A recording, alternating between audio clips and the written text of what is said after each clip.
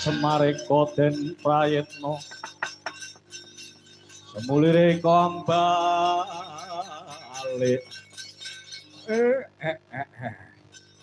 bragagak ugak saduli tombal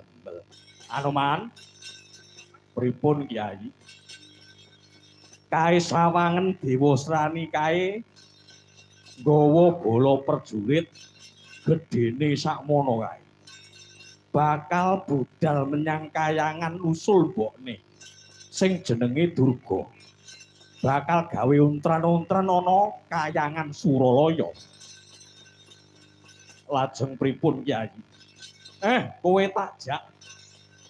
andum gawe kae Dewasrani bakal munggah ana kayangan pengen ngrebut garwane Ndaraku Janaka ya kuwi Bathari Dresanala mongko si Dresanala wektu dina iki lagi garbini utawa lagi meteng ngono lho lah wong meteng kok dipun Pak niku pripun niku jaman sakniki iki apa to sing ora iso ki apa aja meneh kok wong meteng dipek wong kanca entuk kanca kanca ngrebut kanca ngono ya akeh kok aja meneh kok mburu wong meteng pancen jagate wis bubrah wolak-walike jaman iki mengko nek diterus-terusake jagat iki bakal ora bisa tentrem lajeng pripun Kyai wadya balane Dewasrani kae cegaten piye reka dayamu supaya ora bisa munggah ana kayangan nggih sendika ngestakaken dawuh menawi mekaten aku tak munggah ana kayangan memanuki lakune Durga wektu dina iki Durga wis ana kayangan aku kang bakal madhangake perkara iki wis mangsa Budawa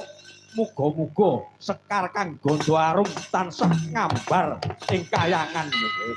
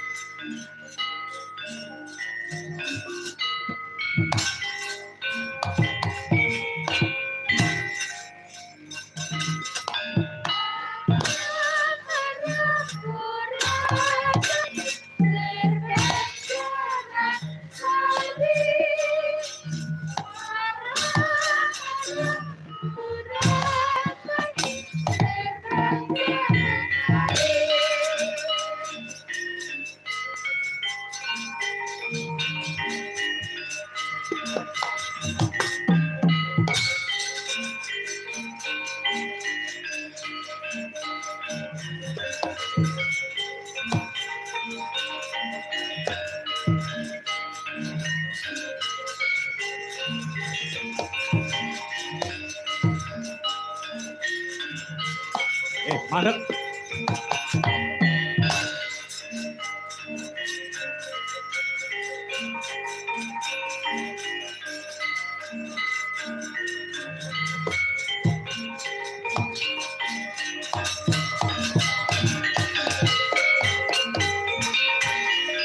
gunjang ganjing langit kelap-kelap katon lir gincang ing alis ladalah iki ana munyuk putih ora pangkling Anoman ya dasar kepara nyaka lah kok kowe ngadang laku ku ana apa ora sah kadyan takon kowe bakal munggah ana kayangan aku ngerti ayo ora bisa kowe kudu bali ladalah entuk bacut ora entuk bacut bacut bakal pecah sirahmu. Wow, nantang perkara kelawan Dewasrani. Kala yaksa, cekelen Anoman iki kala yaksa.